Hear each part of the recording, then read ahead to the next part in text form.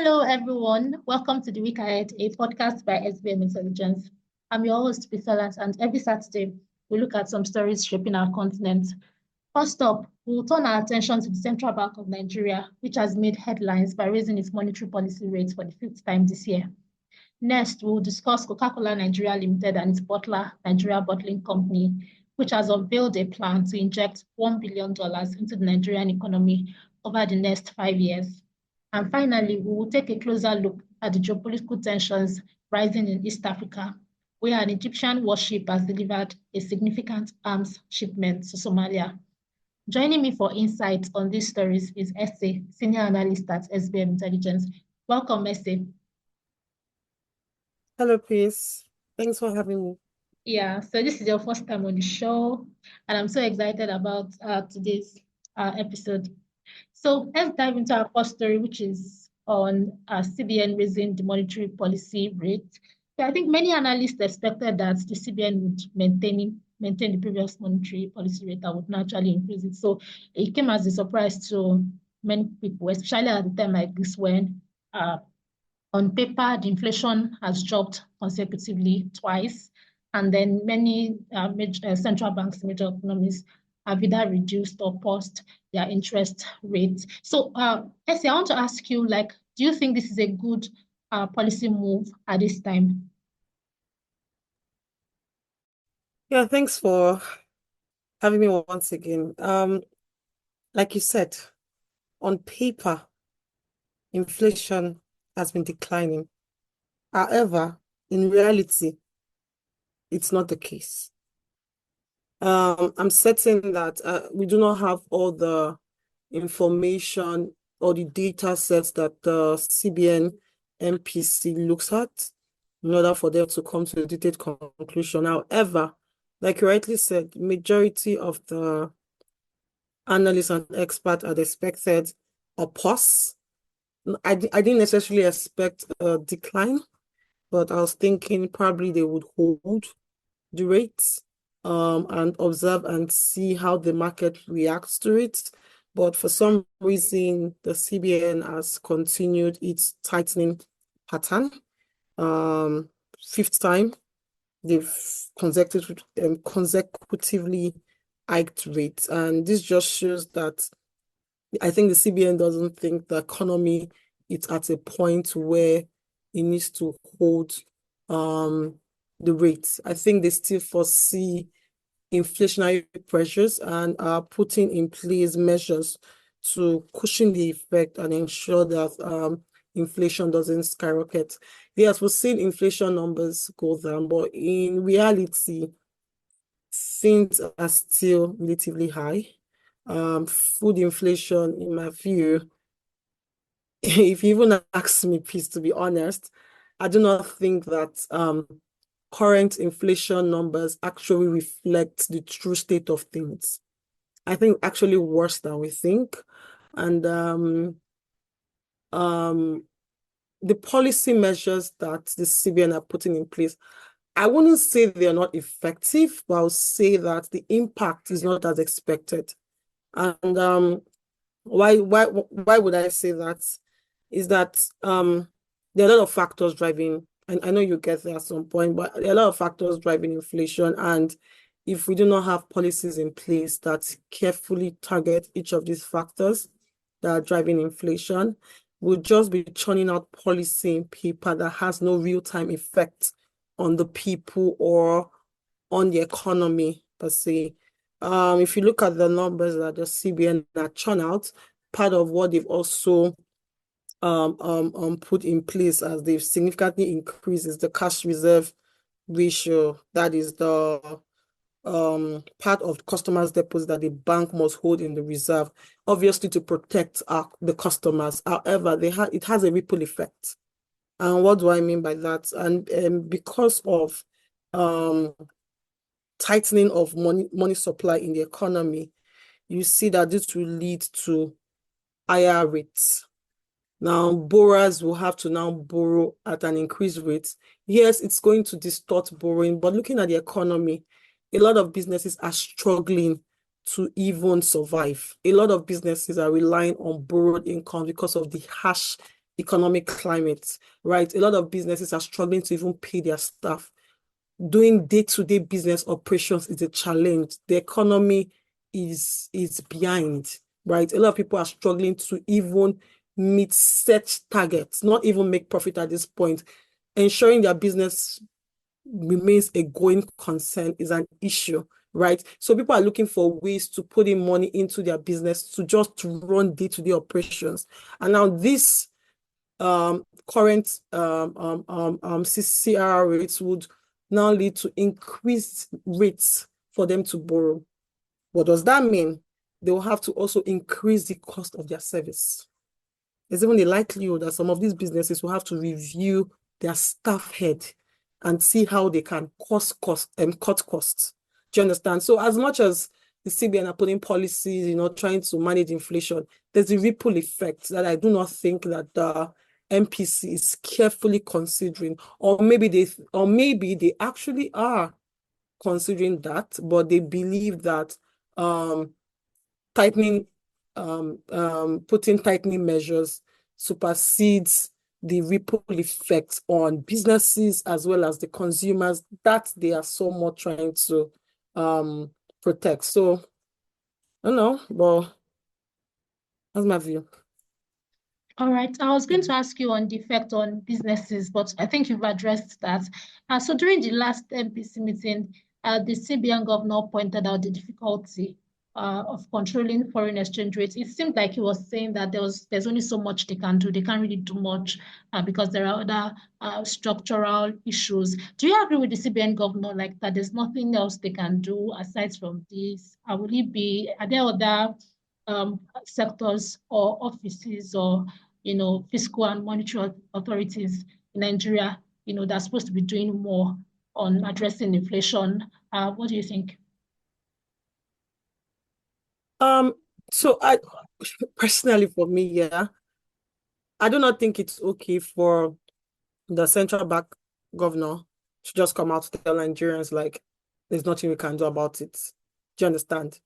Whilst there is no clear rule as to how to solve the current situation in the country, because it's not easy. We all know that. You get. But the point is, he's been appointed for a reason, to help manage the economy, put policies that would improve the economic climate, that will improve the business climate, that would in turn improve the lives of various Nigerians. And it is not an easy job. It's not. So there are obvious structural issues that are driving inflation in the country. We have infrastructural issues, the giant in the room, which is insecurity, that has not just impacted on how we perceive ourselves in the country. It has affected the key source that is driving the majority of inflation in the country, which is food, agricultural sector. The inability of the government to carefully, tactfully, and have that political will to handle the headsmen crisis, right? That has now escalated to the point where issues of this nature make the headlines and we just read it as a norm. Oh, there was an attack in the farm. Oh, farmers cannot go to the farm. It's not like a normal thing, which shouldn't be the case. These are the real issues. The CBN should carefully work with other agencies because it's not enough to just put out policies, right? You're putting out policies that do not have impact. What are the things that are ensuring that your policies do not have impact? Who are the agencies that you need to work with or partner with? Because they cannot work in isolation. We have issues around the agricultural sector, the insecurity there. There needs to be clear synergy between the CBN and the security agencies. We're trying to do this or trying to do that. However, these are the things that are hindering us. What can you guys do to ensure that these issues are carefully managed so that the policies we're putting out have its effect in the economy? Some of the policies that the government is putting out are actually very positive and should have positive effect. However, because of inherent issues that are in the country, these are the things that are now hindering the impact, the effect. on the economy. So it's not just to tell us that, oh, there's nothing we can do, blah, blah, blah. I think there needs to be more around partnership. There needs to be more around building that relationship, the synergy. As we're churning out policy, we need to draw out a flow chart to know what are the things that are driving the policy. What are the things that will likely impact on the policies? Who can we work with to ensure that issues that would affect the impact of our policies are carefully managed? Personally, for me, yeah, I think that our politicians, people at the helm of affairs, they know what to do. I do not think they have the political will. I do not think they even care about us. I personally do not think they really want to solve the issues. I think it's just okay to throw out big grammars on papers, call a press conference, have the committees, have the conversations, and that's all. I do not think they actually want to do the work because it's not easy. But if they actually want to do it, it's not the result is not short term, it's a long-term result. But if you want to know a serious government, if you want to know a government who's willing to do the work, it starts from their posturing.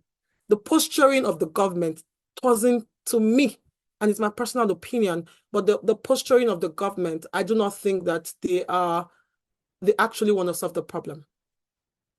Because it's not enough for you to just, tell me now, someone just tell me, oh, I'm sorry, there's nothing more I can do. There's always something to be done. It's just to look inwards, what you're actually earning from taxpayers. So you cannot just tell us that there's nothing that could be done. I think there's more to be done. There's something that could be done, but I do not think they have the political will to want to do it.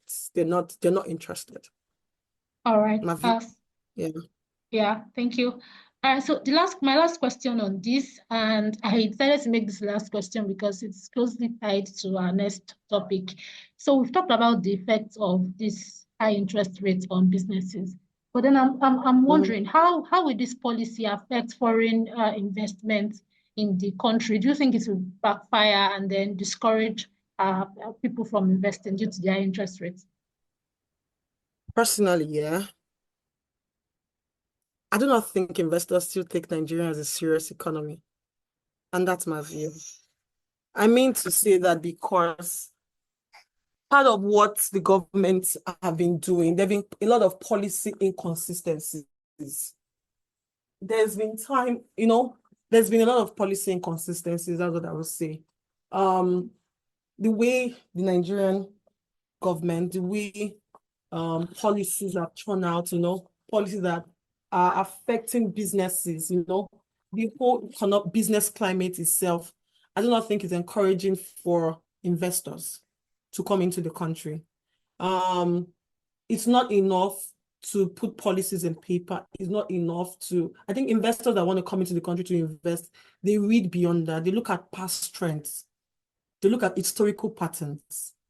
They look at activities of the government. They look at how the government, try to, control certain parts of the economy. They look at how the government try to, control or, monitor. No, I don't think monitor is the word. Try to micromanage activities in the private sector. It goes beyond just putting policies in place. And unfortunately, Nigeria does not have that good track record. In short, within recent years, we've been lagging and lagging behind. I think investors that are still in the Nigerian market are not necessarily in the market because of the confidence that they have in the Nigerian government. I think there are other drivers that are making investors still do business in Nigeria or still retain their business in Nigeria. And even some of these investors have moved a major part of their operation out of the country, in ways that where there are policy shifts and policy uncertainties, it doesn't necessarily have that major impact on the company's day-to-day operation. So most of these companies are now setting up their structure in a way that policies do not necessarily affect them as it would used to. They're now thinking ahead of the box. So the Cardoso needs to do more around building investor confidence. The country needs to do more around building investors' confidence because, to be honest, I don't think there's any. All I right. don't think. Yeah. Thank you. So this question is so linked to our next topic, which is about Coca-Cola's proposed $1 billion investment in Nigeria. When I was reading this story, it just reminds me of all those movies that we watch where a particular guy from the upper class likes a girl from the lower class, and everybody's wondering what's the attraction, what's going on here? Is there something like, yeah? Because this is it. We're in this season, this era where many companies that live in Nigeria, Equinor, GSK, different countries are living. And then, so the question on everybody's mind is why does Coca-Cola this time think that Nigeria is the best place to invest in? What's the attraction? What makes Nigeria appealing at this time? It's Coke now. It's Coke. On a serious note now, Coca has been doing business in Nigeria for how long now? I think they've been in the market since the 50s. Yeah. I think so. They've been in the Nigerian market since the 50s, and looking at establishing their bottling plant, they have a very strong distribution network in Nigeria. They have manufacturing plants. So I think to a reasonable extent, they've built a lot of investment in the country that is likely to make them want to still continue to do business in Nigeria. And if you also look at the fact that what kind of products are they selling in the Nigerian market? Coca-Cola, FMCG. So if you look at their business operation and what they sell, Nigerians that do not have enough money at hand will still have some sort of money to buy Coke. Do you understand? So the product and their target market is vast. It's not really capital intensive for you to want to patronize from them. Do you understand what I'm trying to say? An average Nigerian is still able to purchase. So to a reasonable extent, they're still making enough sales in the country. Another thing you also need to look at, they've localized enough in the Nigerian market. They've had that certain level of localization. And I think if I'm not wrong, I think I read somewhere where they did the press conference where they were talking about establishing this $1 billion investment that you're talking about. It was done at the State House. So that goes to also show that there's a good relationship with the current administration. Do you understand? And if you know the way businesses are run in Nigeria or in Africa per se, the relationship of a business to the ruling government, to the current administration, plays a major role, whether you have a favorable condition to do business or you have a least favorable condition. So it clearly shows that the current administration favors them. They're likely to get policies that will suit their business operation, and they've gotten that over the year, which is why they've not left. And you also know that Coca-Cola has obviously diversified their value chain, from their suppliers to distributors, the retailers, even because they have plastic products, they work with recyclers and all that. So localization of the product in the market, I think, encourages them for the investment. Partnership with government, as well as the kind of product they are selling. You do not require a lot of Nigerians, no matter how broke an average Nigerian is, they will still buy Coke. Do you understand? At least use that one to calm your nerves. I think these are the reasons why Coca-Cola is still able to do business in Nigeria, because of the cost of the product that they're selling. If that was not the case, I do not think for a long term they will still want to stay in the Nigerian market.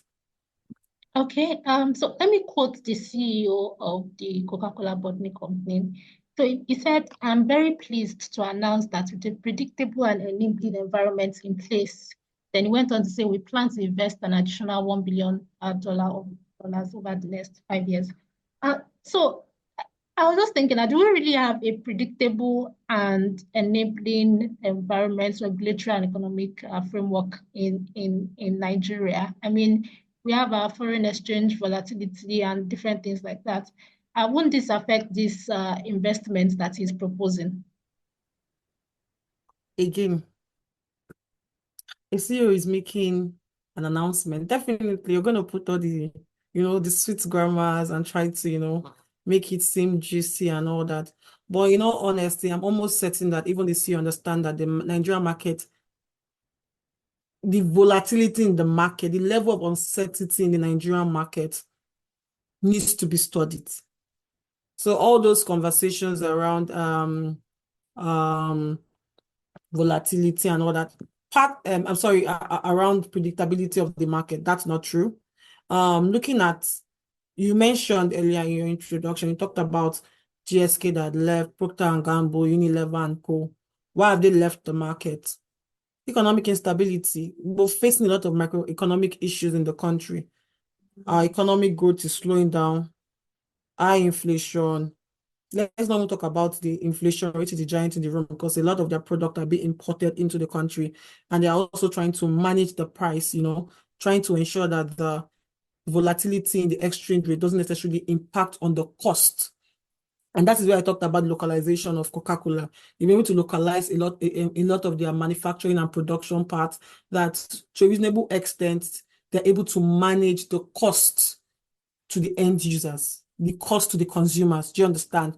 Unlike some of these players that have exited the Nigerian market that strongly rely on raw materials and goods that are imported into the country. And the volatility of the exchange rate clearly impacts on their operations, impact on the cost of production, and they are unable to have consumers that have discretionary income to want to purchase their product. A lot of people are now relying on substitute products, trying to get the cheapest option in the market. So that is affecting what they're doing. There's even lack of, even for those that even want to purchase this product, they're struggling to even access FX, right? There are insecurity challenges that is affecting a lot of them. Again, like I earlier mentioned, Coca-Cola has carefully, strategically positioned themselves to partner with locals. Anyone who does business and effectively partners with the local, where you try to give locals the upper hand, you're able to sustain in the value chain, where they are the one driving distribution, supply, the retail end of the market and all that. You're seeing a lot of distributors, working with retailers and all that. So yeah, they've done well enough for themselves. The regulatory uncertainty is another challenge that has affected a lot of multinationals that have left the market, but they on their own have, worked well with the governments. However, I know at some point, I think it was during the last administration, Coca-Cola had also mentioned at some point that they were investing into the economy and all that. And I'm not sure to what extent that investment has gone. I do not start quoting data that are incorrect. So I'll just stop at that. And also, we're not certain how this investment will bankroll. Is it another, major statement that would not necessarily understand how they've put that $1.5 billion into the economy? We do not know. But because of the industry that they play in, the fast-moving consumer goods market, it's a very, like I told you earlier, it's a very resilient market that irrespective of the economic challenges, right, they some way are able to sell to the consumers at relatively very low costs. You get me? I already drank Coke today. Nigerian are good, Nigerian no good. We go still drink. I'm certain that within the week or 2 weeks or 3 weeks ago, you actually drank Coke. Do you understand? And that supply chain. Well, I didn't drink Coke anyway, but yeah, go on. No. Okay, well, if you didn't drink Coke, but at least you might have taken juice or something. Do you understand what I'm trying to say? I get what you're But saying, because yeah. they're able to localize their supply chain, I think that has helped them a lot. And that is what is still helping them, yeah. But to what extent would they do we're still watching and seeing. It's a statement of fact. We'll still monitor the market to see if they provide further information that would help us understand how they intend to, put this investment into the economy, but definitely to have ripple effect on Nigerians. Hopefully, the investment will lead to more job creation.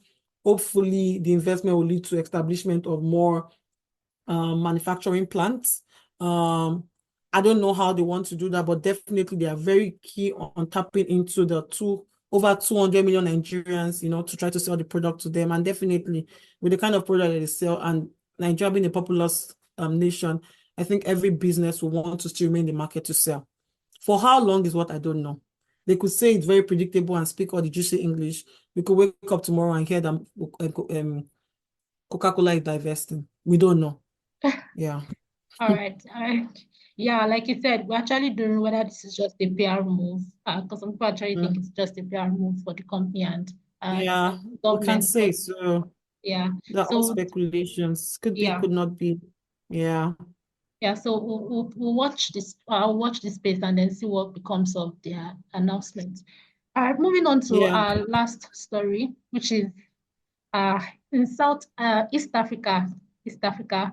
So an Egyptian warship delivered weapons to Somalia. You know, there's been a lot of tensions between Yeah. Egypt, Somalia, Ethiopia, and all of that. So I want to ask you, what is driving the tensions among these East African countries? Or like somebody said, what is making Ethiopia, what's driving Ethiopia into angering its neighbors, especially Egypt? So first thing first, yeah, I think we need to Ethiopia and Somalia. Let's set the contextualization. Ethiopia and Somalia have always had a very complex relationship, right? Ethiopia is neighbors with Somalia, is also neighbors with Egypt. And part of the issue they've always faced is water resources. They've always had territorial disputes, as well as, who would influence the Horn of Africa geopolitically, who wants to be at the helm of affairs, right? The Nile River dispute they've always had with Egypt over the, what they call it, the Grand Ethiopian Renaissance Dam. They've also had issues with Somalia, with the Ogaden region, and as well as other neighbor to neighbor conflict and all that. And I think Egypt is just in playing the political game, right?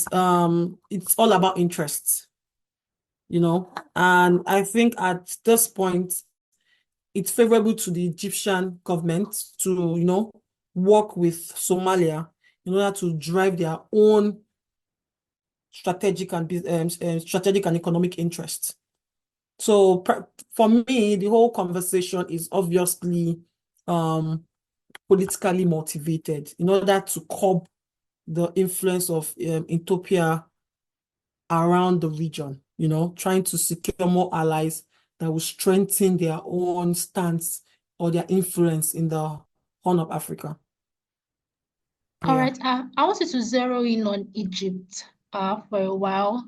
How exactly would this be beneficial for Egypt? Because we all know that it's a strategic, like you said, they're playing the long game. It's a strategic move. So how exactly does Egypt intend to recoup its investment to Somalia? Yeah. Okay. So, for example, now, Somalia does receive military aid from Egypt. I don't know if you're aware. They get military supplies from Egypt, and they could also use that as to say, oh, for Ethiopia, this is a potential threat to us. We're seeing this as Egypt. So if you look at the Horn of Africa and how each of these countries have strategically aligned themselves, you realize that to a reasonable extent, Ethiopia seems to be having over the years more influence in the region. So this cooperation between Egypt and Somalia would help strengthen and deepen Egypt's influence in the region, because Somalia is just like the puppet in the scheme of things, in my view. Somalia and Egypt have over the years had cooperation with themselves, with Egypt giving. So it's if you look at the relationship between Somalia and Egypt, you realize that most of the time you've had the benefits to Somalia in the relationship. It's always been Egypt at some point, trying to improve one or two for Somalia. For example, now, like I earlier mentioned, diplomatic and military cooperation, Egypt supplying on military aid to Somalia. You understand? in that way, they are now expanding, because they are now allies to Somalia.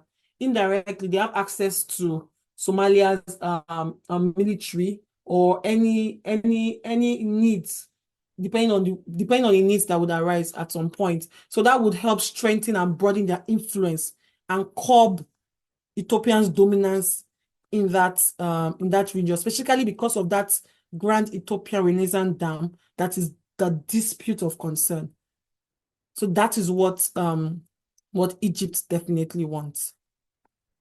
All right. So this alignments between Egypt and and Somalia, I was just thinking that will it last? Is this going to be like a temporary decision, or are we going to see how will this dispute and conflict, how will it evolve over time? Are we seeing like an end in sight very soon, or is this just going to be a very long-term conflict? Definitely not. Definitely not. Definitely not. And this is because when interest is what drives a relationship, oftentimes there will always be need to secure that interest. I do not think that the issues in the Horn of Africa is coming to an end anytime soon. No. Instability in the region would obviously evolve, but instability is likely to remain for a while. It's likely to remain for a while. And it's just unfortunate because this would definitely affect the global maritime commerce because the dam is strategically positioned and it's actually very useful in terms of trade.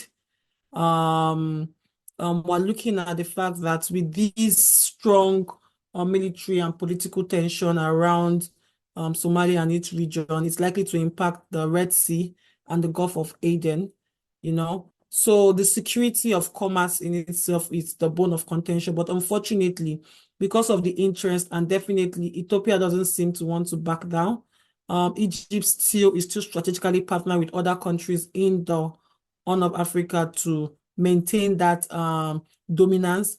Both countries have over the years always had issues and been at loggerhead of who would control the region, especially when you're talking about the water resources and the trade routes. So I know you had earlier mentioned at some point that what would Egypt benefit? Definitely, the partnership with Somalia will give them access to certain trade routes. I'm sure they would have definitely had trade-offs, right? Had treaties and things signed that will benefit Egypt because Egypt will not be supplying military aid for nothing. So they're definitely getting some things off Somalia, especially along that trade route that would benefit the Egyptian government. So it's to me a trade-off. Everybody is just fighting for their interests.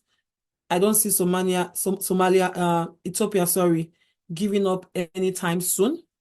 And I also do not see Egypt backing down. So the loggerhead has been going on for years and would likely continue, but the issues would obviously continue to evolve. Be it they are at loggerheads for water resources, could be, having conversation around the trade route, could be Ethiopia seeing Somalia as a threat because of the support they're getting from Egypt military aid, in turn having Ethiopia to continue to perceive Egypt as an enemy. Just different issues will keep coming up. Definitely not the same issues at the same time. And the port on Somalia's coast is a very strategic one. And Egypt already have very strong presence in the Red Sea. That just gives them more access to other areas for them to carry on with their trade. So this issue will keep going on. And I'm sure maritime commerce and security operative around that and people and businesses companies that do businesses along that route, countries that actually carry on their trade along that route will continue to strategize and observe and monitor, try to ensure that the political and security tension doesn't escalate enough. But unfortunately, I do not think it's going to end anytime soon. It should just be evolving. Yeah, All that's right. that's that's just the way it is. All right. Thank you. Thank you very much, Essay, for participating in today's episode. And to all our listeners, this podcast is by SBM Intelligence. You can access our podcast by searching for SBM Intelligence anywhere you find podcasts. For deeper insight into our work, visit our website at www.sbmintel.com and remember to connect with us on social media. You can find us on X, Facebook, and LinkedIn at SBM Intelligence. That will be all for today. Thank you for listening. Bye. Thank you.